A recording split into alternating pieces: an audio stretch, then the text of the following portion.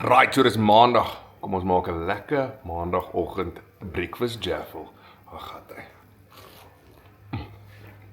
Right, so wat ons heel eers gaan doen is ek gebruik 'n bietjie van smokehouse, 'n smoked streaky bacon en ons chop hom so lekker in klein stukkies soos daai.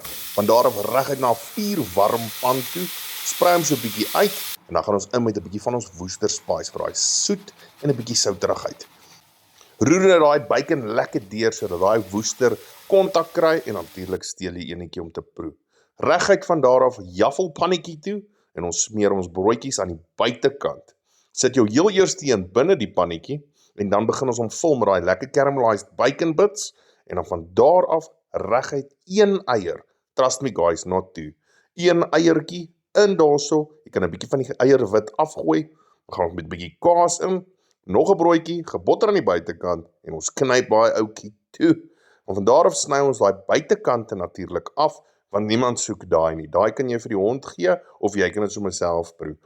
Reguit plaat toe, ek kies die kleinste plaat en natuurlik maak ons 'n moeëse gemors.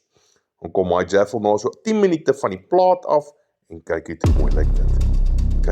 Kyk, goudbruin, crispy, hoor net daar.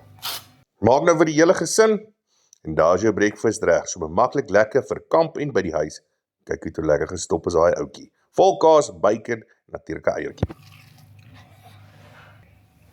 Nou dit wil gedoen word. Maak hom 'n lekker jaffle breakfast.